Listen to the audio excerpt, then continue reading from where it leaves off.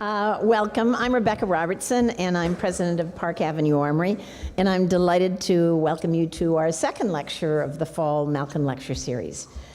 Tonight, all of you are here. It's raining like crazy. This thing was completely sold out, so I'm really delighted that you came. I think we all have a treat ahead of us as we hear about Sargent's 4 female subjects of Sargent.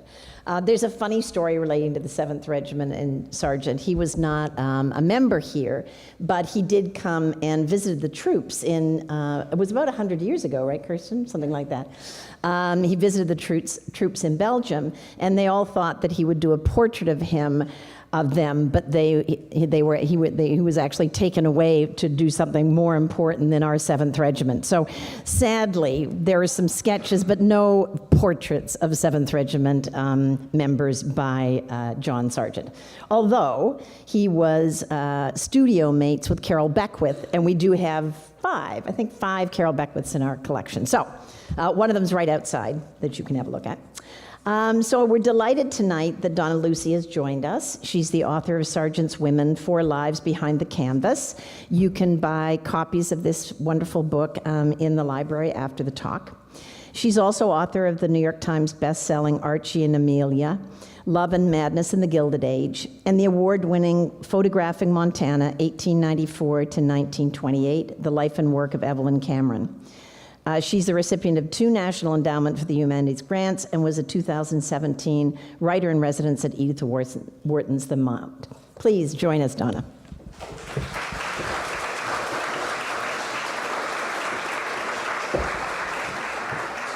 Well, thank you to all you brave souls. This is a room dedicated to bravery, and you're playing right into this. I tried to wear something sparkly because this is such a wonderful room, but of course the room outdoes me. I mean, who could top a room like this? I'd like to thank the organizers of the event and the Malkin family for very kindly and generously sponsoring the talk. But tonight I want to talk about women in a male preserve here. I'm going to talk about 4 women specifically painted by John Singer Sargent. And to begin, I just want to read you a few pages from my introduction to give you an idea of what it was that I did in this book and why I chose these women. 4 women, 4 lives, 4 paintings. Beautiful but haunting, these women stop you cold, make you stand and wonder, who were these women? Something in these canvases guides the eye to detect rustling, restless souls. You cannot help but gaze, for these canvases contain secrets. They are images from a remote age of extraordinary, vanished splendor, and they have stories to tell. At this level of art, the artifice falls away, and we make a human connection, direct, startling, unsettling. The master who created these images, John Singer Sargent, confided to an acolyte, "Portrait painting, don't you know, is very close quarters, a dangerous thing." Massive wall-filling works made the Sargent myth that he merely slathered on the glamour for ample fees. Indeed, he became the Tiffany of portraiture, a flatterer of Gilded Age vanities. But ever more famous and ever more a creature of the market, Sargent grew to detest portraiture. Still, he was an artist, and some sitters truly engaged him. Their stories leap from the walls, and when we learn their backstories, we can see why. We don't get an art history lesson, but a secret guide to their emotions. From their eyes, postures, gestures, and clothing, Sargent divined their internal landscapes. He could be uncannily clairvoyant in portraits of young women. During his lifetime, Sargent created over 900 paintings and countless sketches. So why choose these particular 4 women? Their portraits captivated me with their hints of deep layers of complexity that suggested fascinating stories behind the canvases. All of these women inhabited the gilded world, but how did they navigate through it? What choices did they make? What storms did they endure? What passions? Their lives played out in different places, some of them expected, the drawing rooms in New York, Boston, London, and the behemoth cottages of Newport. some of them farther afield, a castle in the Garden of the Gods in the Rocky Mountain, a haunted mansion in the Hudson Valley, a bohemian art colony in New Hampshire, a medieval moated manor house in the English countryside, a forbidding school on the cliffs of the Isle of Wight, an ancient hotel in the Cotswolds. I visited all these places to see where the women lived and where Sargent worked. I clambered up the steep cliffs on the Isle of Wight in search of an old girls' school. I rummaged through attics. I tracked down local experts who brought me to out-of-the-way places and unlocked doors to show me treasures not open to the public. I encountered a man haunted by living in the house once owned by one of the courageous but tragic figures explored in the book. Each story became its own rabbit hole with unexpected twists and turns. Things got very curious indeed. All these women left voluminous collections of papers, some in archives and libraries, others in private hands, which allow me to tell their stories from the inside out. I felt the joy of holding original letters and leather-bound journals and deciphering handwritten pages, beautiful, crisp stationery, and travel journals illustrated by the diarist herself, and dateline from exotic locales, the spa at Baden-Baden, the cities of Paris, London, Vienna, Moscow, tiny villages in Burma, India, and Japan, frontier outposts in the American West. It's all a bit like Gilded Age porn to someone like myself. There's a tactile pleasure in opening envelopes with traces of sealing wax and touching the engraved letterheads bearing the address of a grand hotel or a family crest from an ancestral mansion. The ink is sometimes smeared across a page, the handwriting is slanted or florid, or in some cases practically unreadable. The letters and diaries kept by these particular women are an art form, written in longhand with literary and artistic references that make modern correspondence pale. Their letters might go on for 20 pages or more, and they would write every day. Since any given scrap of paper could prove vital, my job became that of a detective, piecing together tiny bits of information from a variety of sources, not just from letters and diaries, but from memoirs, personal photographs, and ephemera of all sorts, receipts from dressmakers, invitations to balls, menus from fancy dinners, a family's guest book, and other more bizarre remnants from a life, a photograph of a dead body, a vial of sand, an envelope marked "My Curls," and inside it, a huge clump of auburn hair. Everything offers evidence, clues to each woman's character. Stories emerge, love affairs, some secret, some not, are revealed. Intrigues and jealousies play out. Rigid family dynamics come into view. These women were all very rich, so the drama was performed on an operatic scale, abetted by large fortunes and mansions, which doubled as showplaces and as stage sets for titanic family conflicts and tragedies. Business in England was sluggish in 1887 when the 31-year-old Sargent received a letter from a supremely rich New York financier and art collector.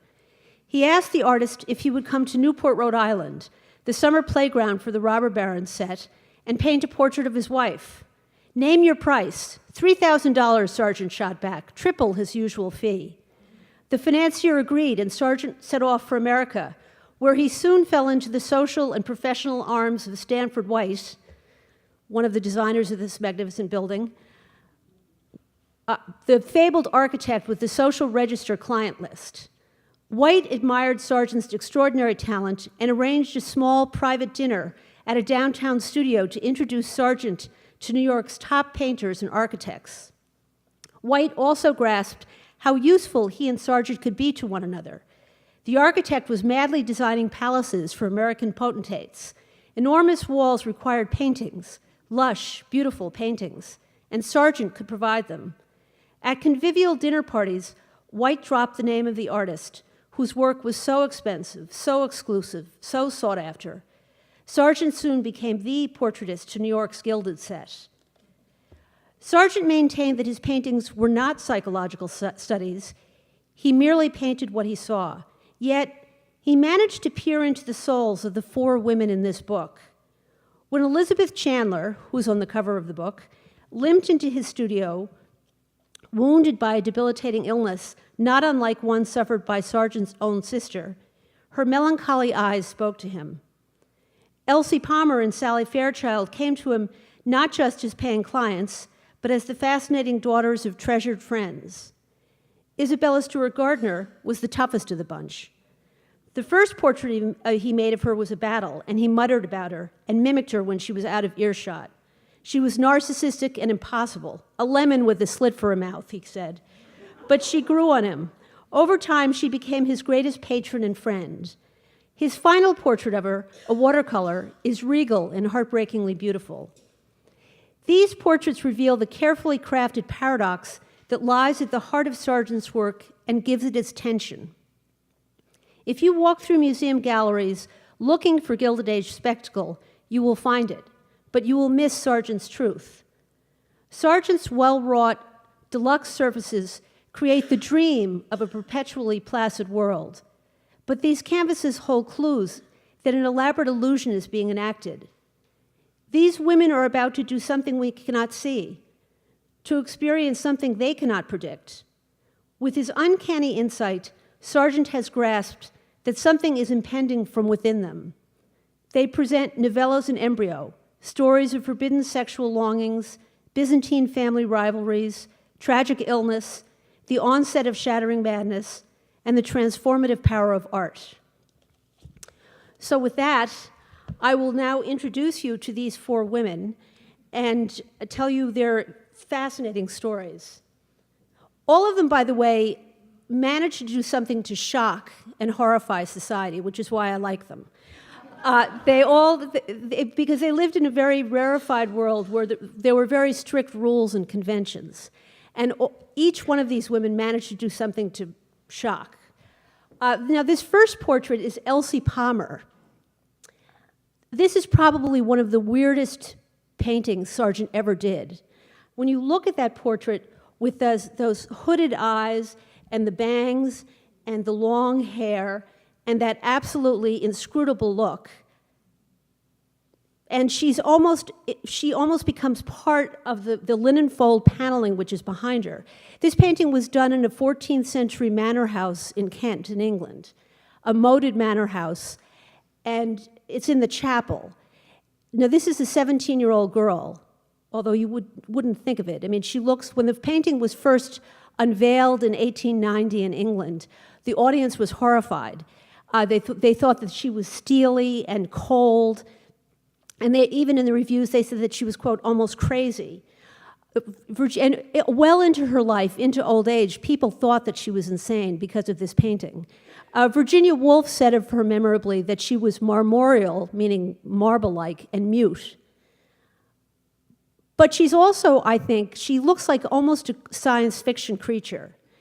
And in fact, she was, because she was a teenager. And teenagers really are more or less sci-fi creatures.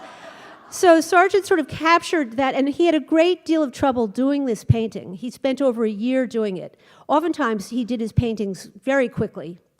But with her, and he knew her very well. He was a very close friend of her family. He saw her all the time. He could not get her. He painted her repeatedly, was also something he never did.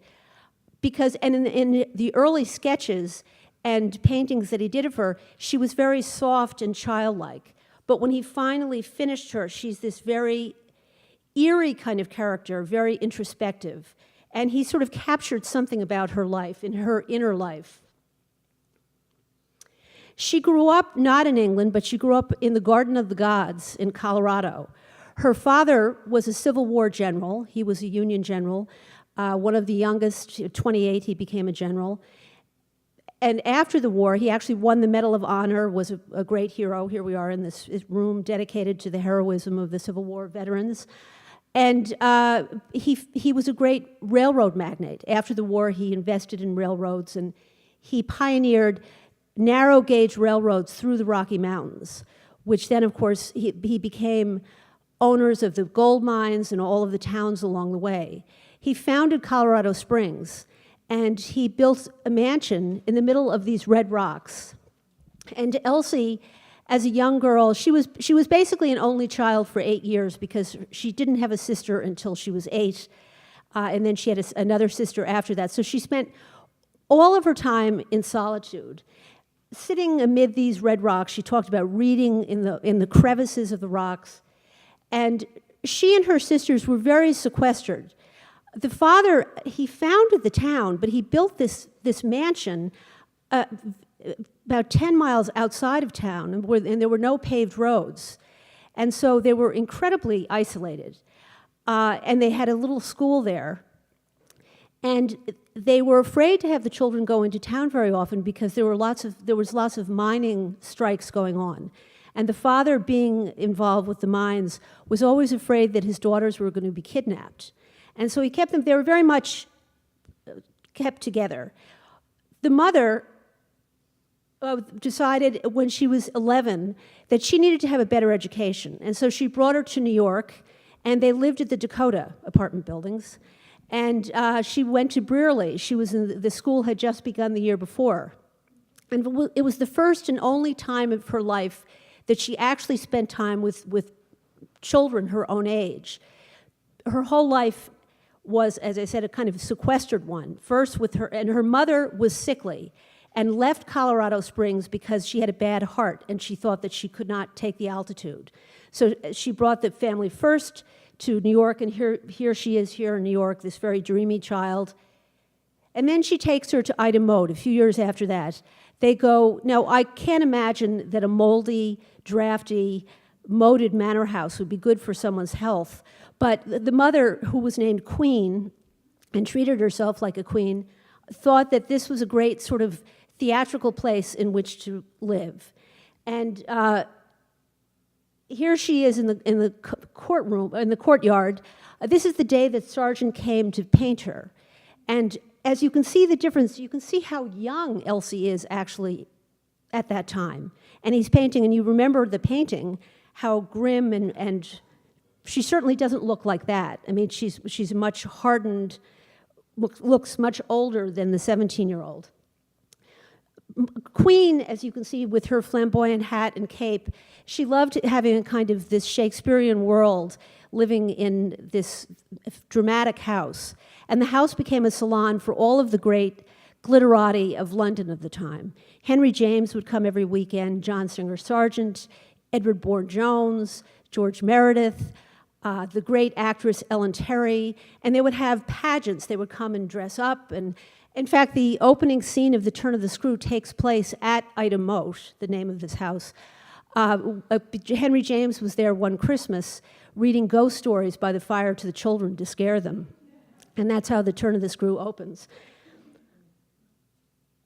Among the people that were this coterie of people who came every weekend was Peter Harrison, who's here on the left.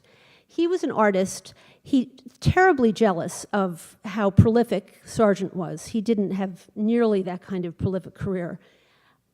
But he had an eye for younger women. And after all, he was Queen's best friend's husband. And Queen more or less abused her daughter sort of emotionally, in that she always treated her as if she were a peer rather than she was the mother. She always was telling her that she was going to die and that Elsie was going to have to take over to be the mother and take care of her two younger children, the two younger sisters. They were always referred to as the children. They were apart, and Elsie and her mother had this very, very, very intense relationship that, as I said, had an edge of abuse to it almost, because she was writing to her. She would write letters and tell her, I'm going to die, and you're going to have to take over, and you're going to be the mother. And so while the mother is actually getting sicker and sicker in England, and Peter Harrison then starts writing what she calls inappropriate letters to her. And as the mother is getting sicker, Elsie turns to Peter for guidance and for help, because the father, the general, is off. He's always back in Colorado Springs. He would only come to visit very infrequently. The mother dies, and Peter, at that point, he sort of has Elsie in the palm of his hand. And he then seduces her. And so years go by where they're exchanging these very romantic letters back and forth across the ocean.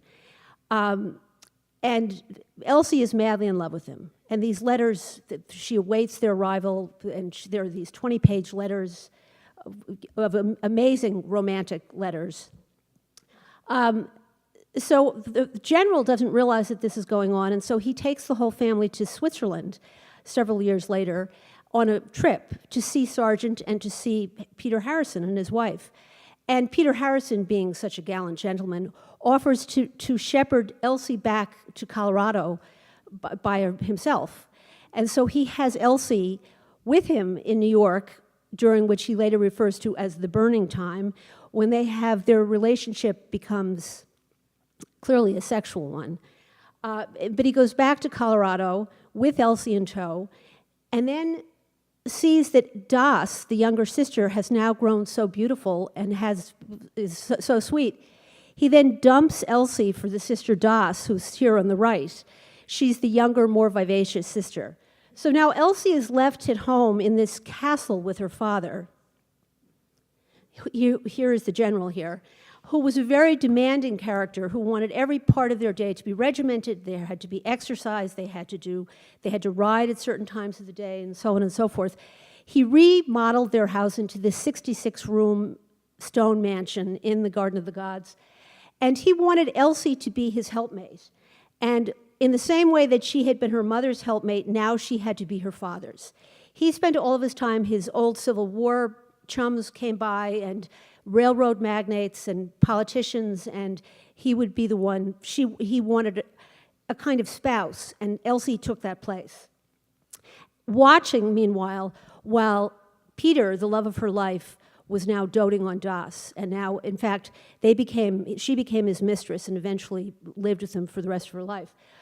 But the general had a terrible riding accident.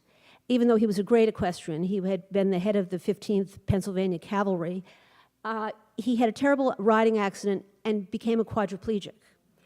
So now Elsie has to turn this 66-room mansion into a hospital, basically. And her younger sister, Marjorie, got TB. And so she then was in charge of all of this. So poor Elsie, this was going to be her life, is that she was never going to be able to have her own life. It was always going to be about taking care of someone else. When suddenly, to everyone's shock and surprise, she announces to her father that she's getting married. And no one can believe it because they didn't even know she was having a relationship with anyone. Well, it turned out some years earlier, an Englishman had come to visit Colorado Springs. Elsie had known him in England when she was living there. His name was Leo Meyers, and his father was a very famous spiritualist in England. So Leo had spent his life with having seances in his house and psychic experiments of all kinds. And he had come to the United States at one point because his father had died, but right before he died, he had given instructions to his mother and to Leo that in the afterlife he was going to meet them. And so that they should come to a specific hotel in Chicago at a certain time, and he promised that he would meet them there. So they went to the hotel at the appointed time, and he never turned up. So they proceeded on to Colorado Springs, and they had, and this is when Leo fell in love with Elsie and asked her to marry him, and she had no interest in him whatsoever. She was still pining for Peter. Leo was much younger than she. She really didn't have any interest, but she was interested in this whole spiritualist movement because she felt rustlings from the beyond from her own mother because she'd had such a close relationship with her. So in any event, this was years later. Suddenly Elsie announced she was marrying Leo Meyers, and her father was totally shocked. Everyone was shocked, and she was going to have a life of her own. So she had a wedding at Glen that was covered on the front pages of the New York Times, in part because she wore, in typical fashion for Elsie, the most bizarre dress imaginable. She had a brown wrapper that was covered with metal buckles and thousands of little bronze animals, so she tinkled as she walked.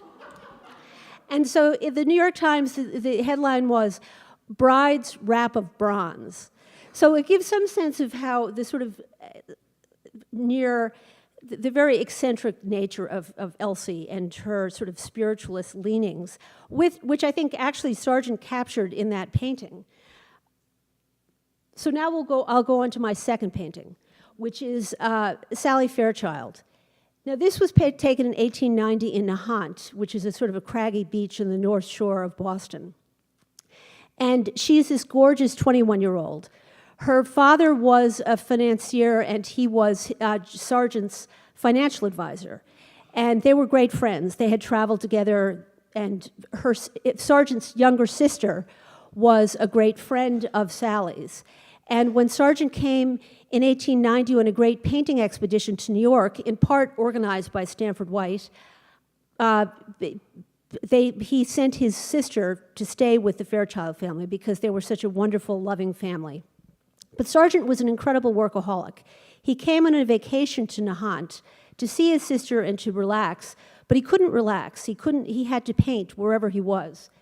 So he took Sally, the beautiful Sally, whom he painted several times before, down to the beach at Nahant and put around this covered that beautiful face with the blue veil. And you can see it's almost an effusion of that summer day. You can see the wind is picked up, and you can see the edges of the veil are beginning to fly off. We can't see Sally's face in this, but we can see that imperious eyebrow, and imperious she was indeed. This was a painting that Sargent, by the way, loved and kept for his whole life. The father tried to buy it from him, and he refused to sell it to him because he loved it so much. But watching the scene was the younger sister, 17-year-old Lucia, who's there. And if you see this photograph in the mid-distance, there's a young girl there with what looks like something in her lap. Well, she was more or less a spy. She was following Sargent, everything he did. She adored Sargent. She was the younger, ugly duckling sister that he ignored, and he never painted her. He always painted the older sister, Sally. But she was keeping notes of everything he said. She kept this amazing diary in which she wrote down everything that he said and how he painted, and he took her to the Louvre and showed her art. She went and spent time with him in England at his studio painting, and he basically began to teach her art. And because of that painting, because of her witnessing it, she decided that she too wanted to become an artist. Now, her family, the Fairchild family, they were one of these golden families in Boston. He was the very successful financier with Lee, Higginson and Company, which was one of the white shoe firms in Boston. And in fact, they lived with the Higginsons in Back Bay. And they were 7 children, 5 boys, and the 2 girls. Sally is sitting next to the mother, Lily, and Lucia is in the background. Now, Lily also had yen for high culture, and her house also was a kind of salon for writers, artists. And among them, Mark Twain, Julia Ward Howe would wander by. Robert Louis Stevenson came and stayed with him. They were great art lovers, and they commissioned art. And in fact, they commissioned one of the famous portraits of Robert Louis Stevenson.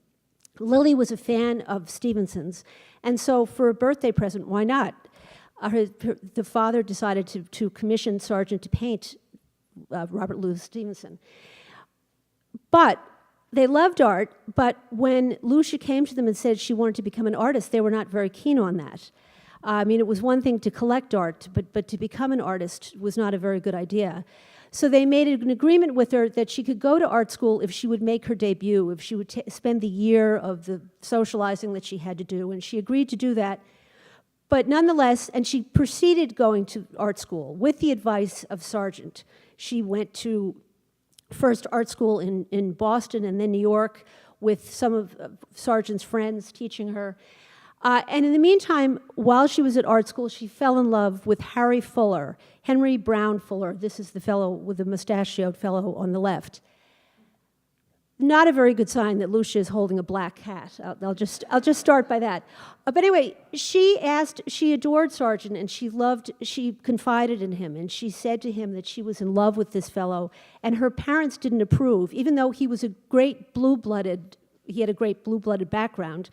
He was a Higginson, again, a great name in Boston circles.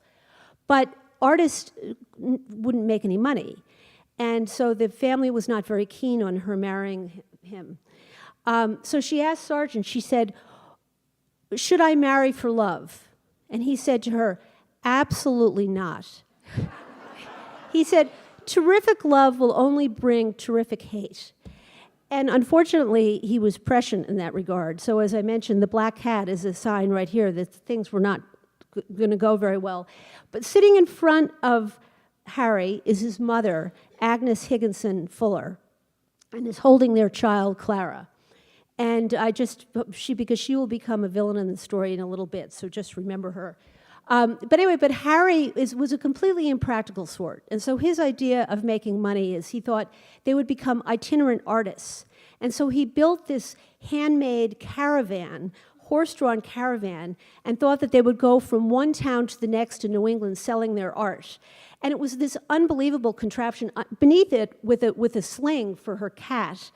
But it was a completely misconceived project.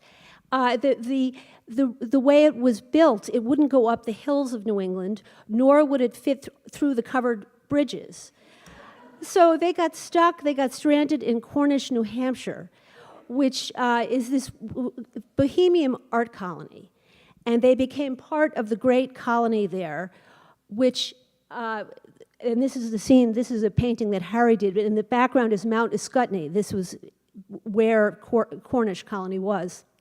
And there were all these artists there, Augustus St. Gaudens, Thomas Dewing, Maxfield Parrish, and it was a kind of free love, everyone led these they wandered around in Grecian robes, and they thought of themselves as sort of being Greek gods and goddesses.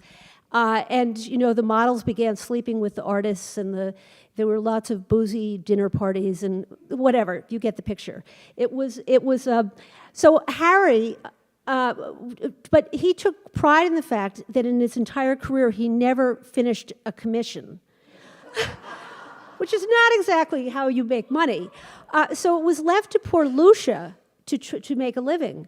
So she came to New York because her family had made it clear that she had made her choice, that they were not going to support her because she had chosen Harry. So she came to New York, and though she had started her career as a muralist, in fact, she was in the Columbian Exposition in the Women's Building, along with Mary Cassatt, one of the few women artists honored, she decided to become a miniaturist, figuring that she could make a lot more money doing these tiny portraits, watercolor on ivory. And so she came to New York, found teachers who would teach her how to do this, and then she had some of the great patrons, J.P. Morgan's, for instance, their whole family had their portraits made, and the Cabots of Boston, and lots of the Brahmin families in Boston. But the problem was they would never pay her. They kept putting off paying her, and they didn't really realize how desperate she was for money. So at one point, she's in New York, and she has several children now, and she can't afford both of her children have to have their tonsils taken out. And she can't afford going to a hospital, so she has to have it done in her rooms. And they come in and they put just sheets all over the sides of the room. And Harry, meanwhile, is up in New Hampshire, screwing his models, forgive the expression. And so and this is one of his most famous works, called Illusions. He was a symbolist painter, and he did this. You'll be happy to know, not for money. He did this for himself. And this is a portrait actually of Lucia on the right and their little daughter, Clara. And amongst all the papers, which are at Dartmouth, which I went through, there's a wonderful strip of photographs showing Clara naked with the pinholes at the top, where he obviously put it next to his canvas as he was doing this painting.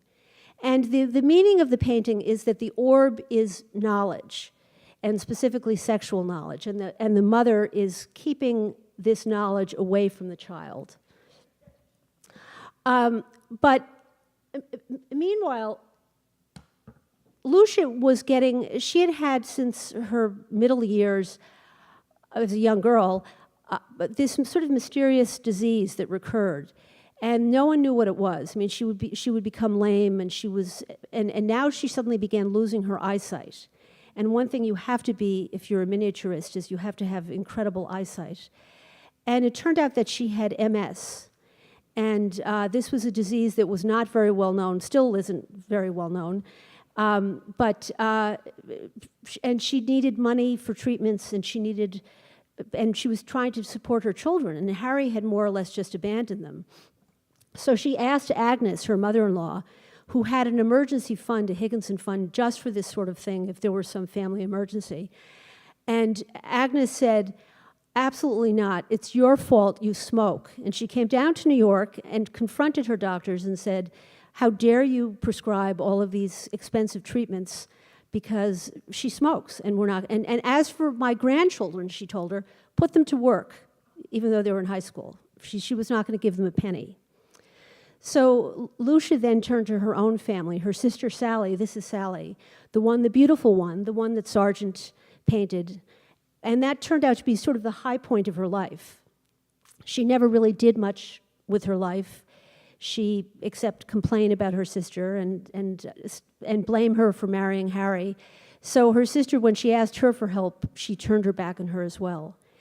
And so Lucia was left in her final years. Her children took care of her. But meanwhile, Agnes was not averse to helping her own son. The year after she refused to give her daughter-in-law any money, she sent Harry off to Paris to have a studio, an art studio, and she hoped that would rekindle his artistic fervor. And instead, he just sort of drank his way through the brasseries of Paris and ended up bringing home this child that he was going to actually adopt, but when they wouldn't let him adopt her, he just married her. And they came back to New York, and she realized that he didn't have any money, so she quickly left him and went back to Paris. But anyway, he then set off, went down south, picked up a waitress in the Carolinas, and ended up, this is, the final, he ends up finally in a trailer park in New Orleans where he's making lawn ornaments for sale. So we go from John Singer Sargent to lawn ornaments. But then, and he's there at the night when Bonnie and Clyde come and stay at the same trailer park the night before that they're killed. So here we have this incredible gamut in this one story. The next story is the cover girl. This is Elizabeth Chandler. And Sargent, when she limped into his studio, she had this terrible limp from this debilitating illness that she'd have. As I mentioned in the introduction, and his own sister had a similar disability. He immediately, he had great empathy for her. He just felt for her, and he said to her that she had the face of the Madonna and the eyes of the child, meaning Christ, the child. And he's painted her in almost a religious way. She's wearing, first of all, that black dress, which at the time with those mutton chop sleeves was actually very old-fashioned. Behind her is a Virgin and Child in a Florentine frame. And she's wearing, unlike the frothy jewels that Sargent often used with his subjects, she's just wearing that simple pendant that could almost be like a cross. But the curators, actually the painting is at the Smithsonian American Art Museum in Washington. And curators there note the extreme calmness of her when she's looking at you. The top of the composition is so serene and so composed and so you almost wish she would blink, though, because she's looking at you so as if she's holding something down. But at the bottom part of the composition, you have those entangled fingers, these nervous fingers, and this, as they refer to, the chaotic pillow. So somehow he could see in her the storms that raged inside her, and they did indeed. Her life was just full of tragedy, but also triumph, eventually. But he knew her story well. She was a friend of Stanford White's, and Stanford White was a great friend of Elizabeth's, and also, obviously, as I said before, of Sargent's. And so this was painted in 1893 when she was 27, and she was pretty much considered over the hill for ever being able to fall in love. And everyone thought she was going to remain virginal and unmarried and her whole life because of her illness, because of her disability. She was one of the so-called famous Astor orphans, who were heirs to the Astor fortune, who had when Elizabeth was 9 years old, her mother died, and her father, who had been a 3-time congressman from New York, couldn't deal with the children, so he spent most of his time at their Madison Avenue townhouse, and he sent the children there were 10 of them, the 10 orphans, to their house in the Hudson Valley called Rokeby. Now, the house doesn't look much from this side. It's a vast household. This was William B. Astor's summer house. And the place was, the children were unbelievably crazy. That's the only word I can think of at the moment. They were very eccentric. They were very, very strong-willed. They fought with each other constantly. The house is still in the same family, and you can still see on the dining room table the slashes with knives where they were fighting with each other. Animals of all kinds, goats and chickens and whatever, would be running through the house. They had a poor unmarried cousin from South Carolina who came up to try to take care of them, and she couldn't. They were just too much for her. She just prayed a lot of the time. And Elizabeth, who was 9 years old, basically became the mother of all of her 9 siblings. So but at 11, her father decided very suddenly in the middle of the school year that his 2 sons should have an English education. He wanted them to have the polish of English gentlemen. Back in the Gilded Age, that was a big deal to have that sort of sheen, that European or English sheen. So he sent one of them to Rugby, the other to Eton, and he brought along 11-year-old Elizabeth, whom you can see at that age. There she is. So you can see what a little girl she is. And he's in London, and he's thinking about sending her to a school on the Isle of Wight, but it was so far away, and it was the far, far side of the Isle of Wight, in a little village called Bonchurch. He can't quite decide whether he wants to send her there, but he eventually does, and she has to literally go there by herself. I mean, she has help, but she's left to her own devices.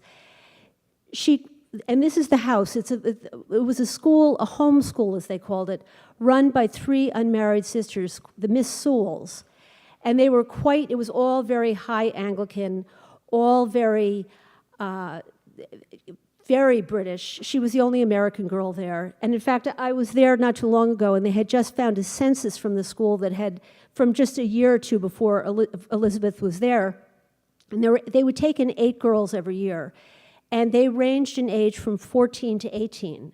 And now Elizabeth was there as an 11-year-old, and there's a big difference between an 11-year-old and a 14-year-old, to say nothing of an 18-year-old. And she wrote these pitiful letters back to her father asking, well, when are you going to come and get me? And then a telegram arrives, and Miss Sewell summons her into her office to tell her her father has died, and she is now an orphan. And even though she was an Astor, and they had all the money in the world, the guardians who had been chosen to look after the children didn't want to spend the money to bring her back home. Nor did they want to have to take care of her. They thought, well, better off, there are 10 of them after all. I mean, they just thought, well, let's just keep her at the Isle of Wight. So there she remained, heartbroken, wanting to see her siblings. Even her brothers were too far away for her to see. And by the end of the school year, she was limping terribly.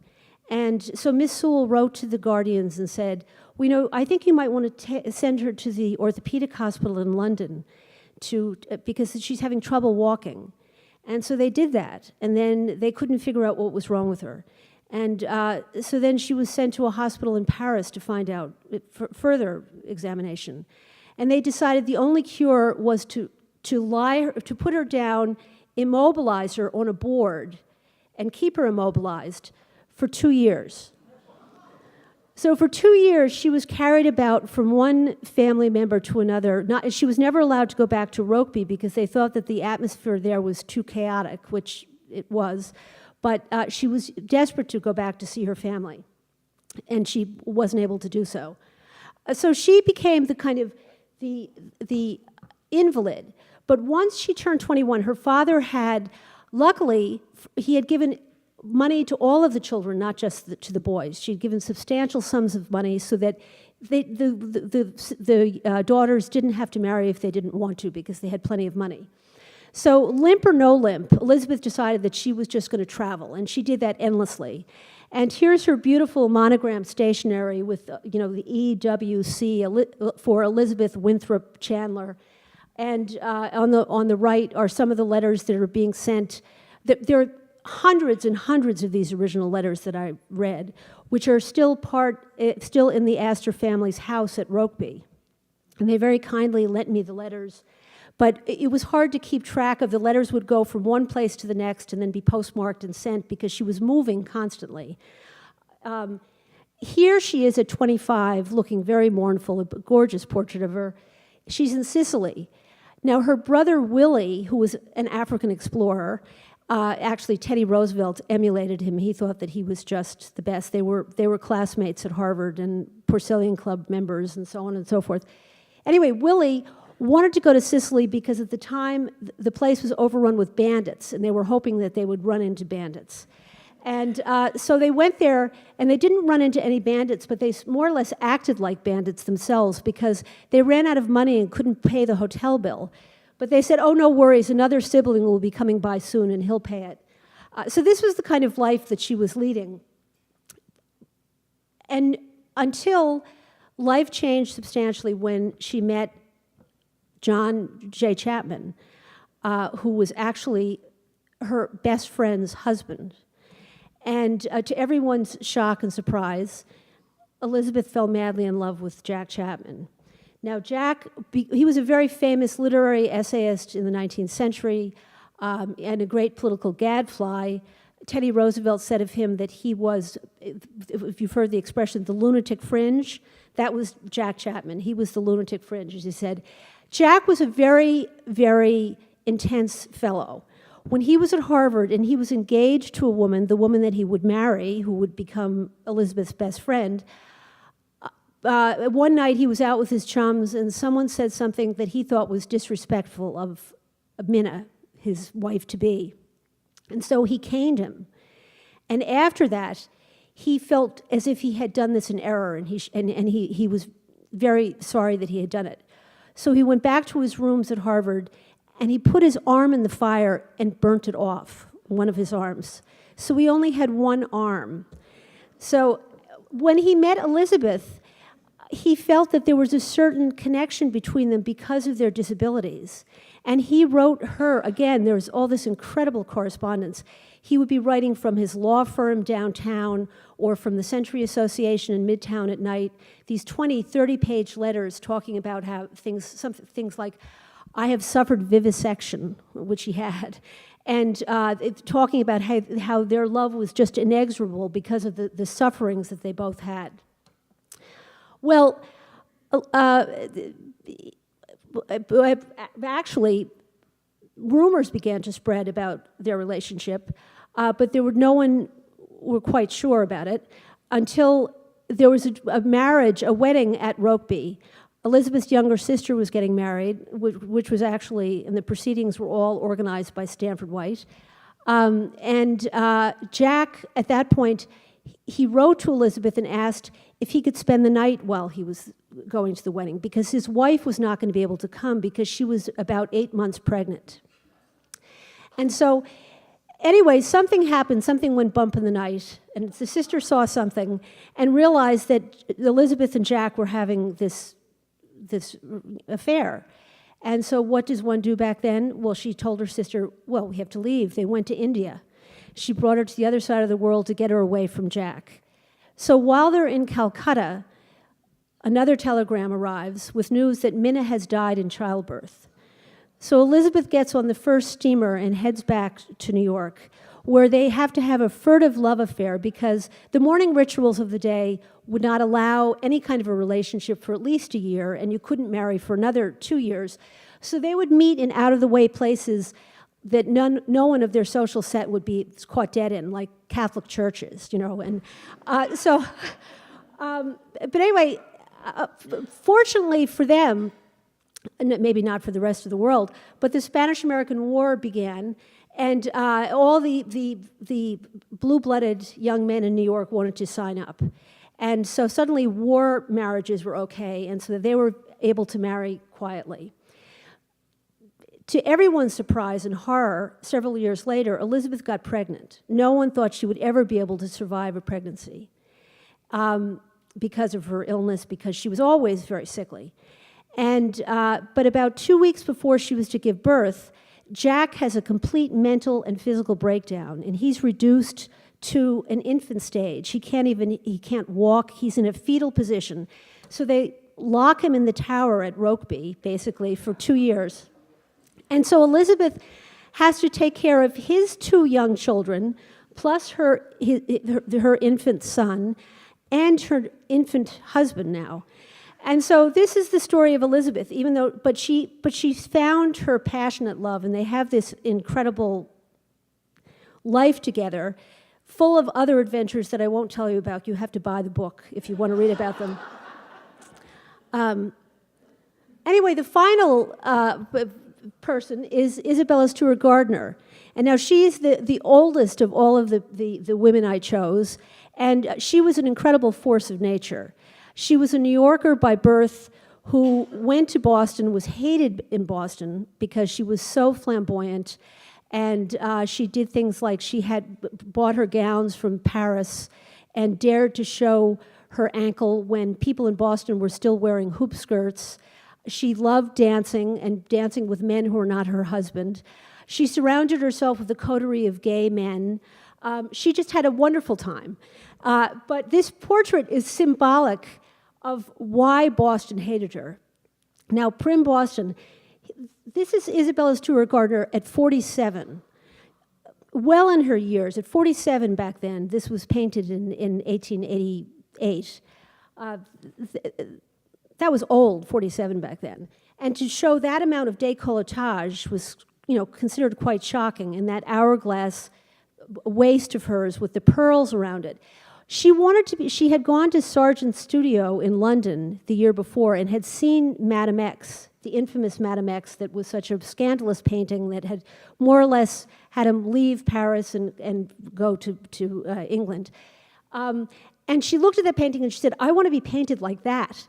Even though she was not exactly Madame X was a beautiful, gorgeous young woman, but at 47, she wanted to be painted like Madame X. Her husband, who paid $3,000 for the painting, said, well, it looks like hell, but it looks like you. But he made her promise that she would never show it publicly in his lifetime because it was so outrageous. So here she is, the young bride. She comes to Boston. She is immediately shunned by Boston society. She has a child, young Jack, and she's, of course, smitten with her young Jack. But poor Jack dies before he's 2. And then she has a miscarriage, and the doctors tell her she's never going to be able to have children. And this woman who was just a force of nature, just ebullient and full of life and energy, fell into such a deep depression that she took to her bed. And the doctors finally said, maybe you should travel, that would get you out of yourself. So she literally had to be taken down on her mattress. The mattress was brought to the harbor, and she got on a ship, and the world changed. She was an inveterate traveler, a wonderful traveler. When she went to Egypt, I love this scene of her. She's there. She goes to the Sphinx, and she's distressed because there are actually other people there when she would prefer to see the Sphinx by herself. And so she goes off from the crowd, and she, in her Victorian garb, lies on the ground so that she says later, so she can feel immortality and feel the Sphinx. And she collects sand from the Egypt, from the Sphinx, where the Sphinx was, and brings it back, and she keeps it for the rest of her life. It's one of the touchstones in her life, which is still at the Isabella Gardner Museum. But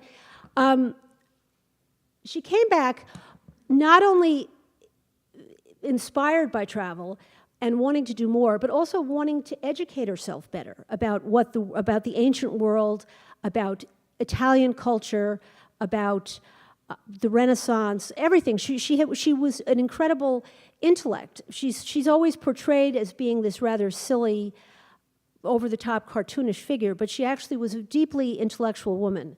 And she decided to study Dante, which was very popular back then. And she had private meetings with a Harvard professor, and there was a small group, a Dante group, that met. And among the people there were Francis Marion Crawford, this young man on the left, and he was in his mid-20s, and she was in her 40s, and naturally, she fell in love with him, and over Dante. And you can see he had this maid, Tiffany's maid, this beautiful interleaved. It's the Divine Comedy. They're two copies. They're interwoven, and the clasp reads, "The two are one." Well, Crawford starts telling her that she really should go to the Far East, where she hasn't been yet. And so they plan this elaborate, because he had lived in India, he spoke Hindi, and so they planned this very elaborate trip, which may or may not have included Jack, the husband. Jack would pay for it, but the two of them were basically going to go. And then the stories began, rumors about their relationship began to in the men's clubs. And if you remember the portrait, the décolletage, the joke around the men's club was that her neckline went all the way down, plunged all the way down to Crawford's Notch, which Crawford's Notch it was a fashionable resort in New Hampshire. So when Jack got wind of that, he said, he's not coming with us on this trip, forget about it. They sent him off to Italy, and they spent over a year in Asia, and in which she started collecting everything. I mean, she just was interested in the sights, the smells, the people. While Jack was keeping a diary of things like how many miles they traversed in a day and how they had fleas in this hotel, she was talking about the smells and the colors, and she was going into the drivers' houses and meeting the common people. I mean, she was just in love with all of the travel. For her was an aphrodisiac. I mean, it was just, she just loved it. So she began collecting art on a large scale, especially after her father died and left her over $1 million of tax-free money. And Venice became her headquarters. Every year she rented the Palazzo Barbaro. And she loved Venice, she loved gondoliers, but she loved everything about this sort of sultry, the landscape, everything about it. So when she finally decided to build her museum, at first she and her husband were going to put an addition onto their house, but she decided, her husband died, and she bought a piece of land in the Fens that was basically just marshland. There was nothing there. And on it, she built this incredible Venetian palace. But she did it inside out. The exterior is extremely plain, and the interior, as you can see, is like Venetian, of the houses along the Venetian canals. And at the very center of it is a mosaic that she got from a Roman villa. And at the center of that is the figure of Medusa, the powerful woman goddess. And so here was Isabella saying, this is a woman's place. I'm creating this place. And indeed, the place, I hope you've all been to the museum. It's a fabulous museum, full of just unbelievably eccentric things. I mean, she broke every rule of museums. And she placed everything as if it were kind of a collage. And with the stipulation that nothing could ever be moved, even a foot. And if it were, then everything would be sold at auction in Paris and all the proceeds go to Harvard. So the joke is that every month someone from Harvard comes by to make sure that things haven't been moved. But anyway, but she did these things like that other museums would never do. I mean, she has The Rape of Europa by Titian, considered one of the greatest paintings ever. And beneath it, she has part of her ball gown from one of her Parisian gowns from Worth. So but when it opened, even Boston had to admit that she had done something very spectacular, and she left this incredible legacy, not only to the city, but to the whole world. Sargent, by this time, he continued his relationship with Isabella. In fact, bought a lot of art for her, because she had people like little spies everywhere buying art for her. And when he would come back to Boston, because he was working on the Boston Public Library, he did murals for them, which took over 20 years. And so he would come back and forth to Boston. He would stay with Isabella at at the Gardner Palace. And in a room, the most personal room called the McKnight Room. And he would paint in the Gothic room. This is the Gothic room where he's painting Mrs. Fisk Warren, which actually the museum right now is having an exhibit, the Gardner Museum, with the painting, I think in situ. And you can see there is Sargent painting it right there. So he used the museum itself as a kind of studio, and which shows how close their relationship was. When he finally, one of the last times he saw Isabella, it was in 1922, and she was 82, and she had had a stroke. She wouldn't tell anybody she had a stroke, but she had had a stroke and she couldn't move. And he took one look at her, and at that point he had totally given up portraiture. He couldn't stand doing portraits. But he said, "You're the only person I want to paint." And so he did. And he painted her like an Egyptian goddess. Here she is just swathed in white. And brilliantly, he chose to do it in watercolor. So it's as if her spirit is just disappearing and ebbing away as it was. And this is the woman of whom Henry James said, "She is not a woman, she is a locomotive with a Pullman car attached." But anyway, so this was his final tribute to Isabella.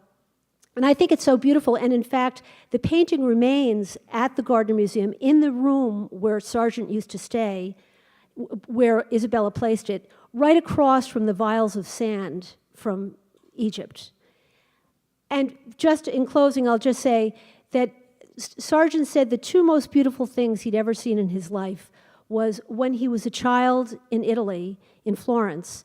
He saw a piece of porphyry on the side of the road, which is a purple-red rock prized by the ancients. And the other most beautiful thing was when he was in Egypt. He was studying for his murals at the Boston Public Library, and he would go to the excavations, and he would see the sarcophagi being lifted out and into the air. And the colorful sarcophagi and the mummies, once they hit the air, all of the color would disappear. And this, in effect, is what he's doing with Isabella as her life ebbs away. So on that note, I will end, and I would love to entertain any questions or comments or...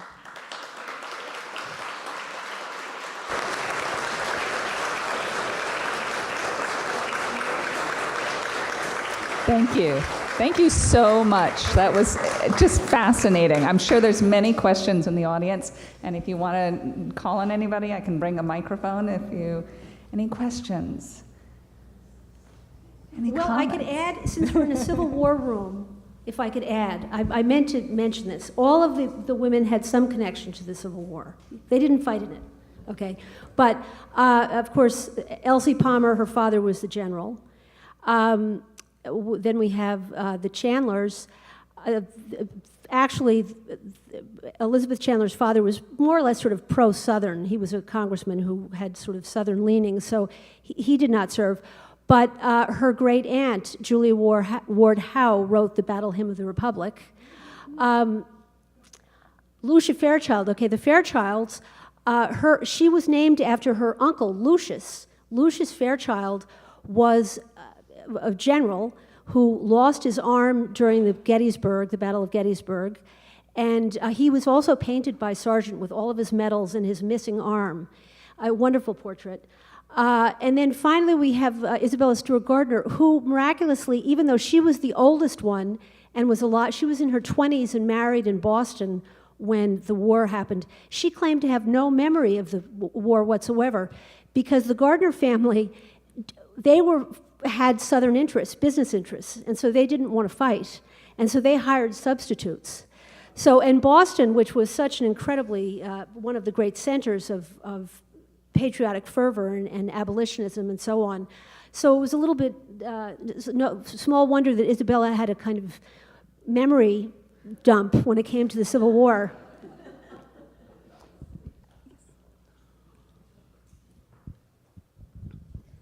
You talk a lot about Lucia. Could you talk a little more about Sally, who was in the portrait? Yes. Well, Sally, actually that portrait of her was more or less the high point of her life. She spent the rest of her life taking care of her mother, and then when her mother died, she lived with her brother. And She never married. Although when she was in her 90s, she was having an affair with someone in his 30s, broke up a marriage. So she was very imperious and very, yeah, good for her. Yeah, so she was, but she didn't, everyone thought that she was going to be the one who was going to be the star and was going to be stepping out and having this tremendous life. She had suitors. She was asked a number of times to be married, but she turned everyone down to take care of her mother and spent her life really resenting her sister, because her sister was the one who became famous. And it was like, why should she be famous? I was the one who was chosen by Sargent. So they always had a very difficult relationship because of that. Okay. Oh, yeah, one more question? Was Sargent gay? He obviously didn't, you didn't mention it, he had an Yes, affair with any of the women. No, he was gay, yes. Interestingly enough, he had a painting of someone he had gone to art school with. They had lived together for a while. They traveled together. He called him baby. He's a man named Albert de Belleroche. And he had a painting of him in his dining room for his whole life. And interestingly, I was in Colorado Springs, where Elsie Palmer's portrait was, and the curator there was pointing out to me, oddly enough, Albert de Belleroche's painting is there for reasons that I don't quite understand why it's there, but he's there in profile with this this very pronounced nose. And she said, you notice that this painting looks exactly like Madame X. And in fact, he was painting the portrait of Madame X at the same time that he painted the portrait of Albert de Belleroche. And so the question is, and there have been some people who have said that Madame X, actually the portrait didn't resemble Madame X very much. So was he actually painting his lover? I leave it to you. Yes.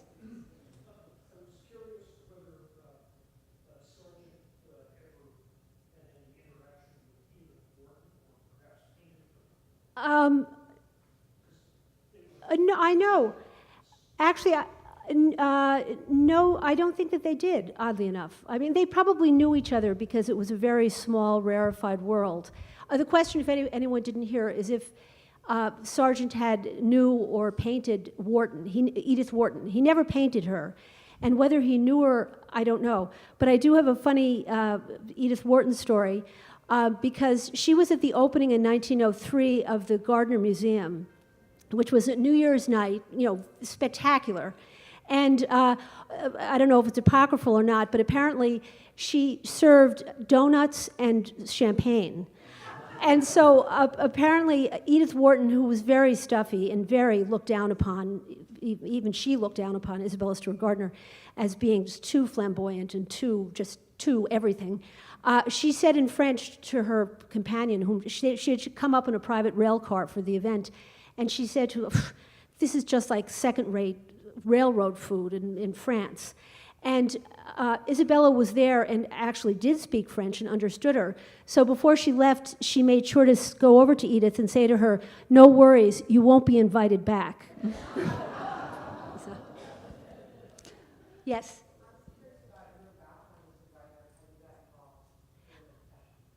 The question was, how did I get involved as to become a writer? Well, I always wanted to be a writer. I studied history in college, and I actually began my career at Time Life Books as a photo editor. And that led me as a photo editor to I found a collection of glass plate negatives and diaries in a basement in Montana, which led me to 10 years writing a book, reading all of the diaries, and I'm just enthralled with holding and reading original letters, diaries. I mean, it's sort of feeling someone's personality in a way that I feel as if I know more about these women than I do about people I know. So that led to another book in which I wrote about the Gilded Age, which in turn led to my previous book to this was Archie and Amelie, Love and Madness in the Gilded Age. And the Archie of the title is Elizabeth Chandler's brother. And he was put into an insane asylum by his family, the insane asylum for the rich called Bloomingdale's, which I love. And he was there for 3 years until he escaped and made his way back to Virginia, where he lived, and he was declared sane in Virginia, but insane everywhere else. So you can see, I mean, I just love these stories. How, this is the Gilded Age. Look at this room. It's just so magnificent. It was such an over-the-top era with such over-the-top characters. That's really, yes? Well, I lived in Connecticut, grew up in Connecticut, and went to Georgetown, and got hired it was my first job out of college, because I spent a lot of time at the National Archives while I was at Georgetown doing photo research. I had a history project which led me there. Anyway, and I spent oodles of time there, and so somehow I found my way. I was offered a job at Time Life and working on a series of the American West, and had a ball. So what I love about writing is the adventure of it. I mean, it brings me to all of these. I've met all of these people I would never meet in 100 years. I got to spend time with cowboys and sheep herders out in Montana, and then I met the Astors, and then I met, all kinds of. I've just had wonderful adventures. Thank you.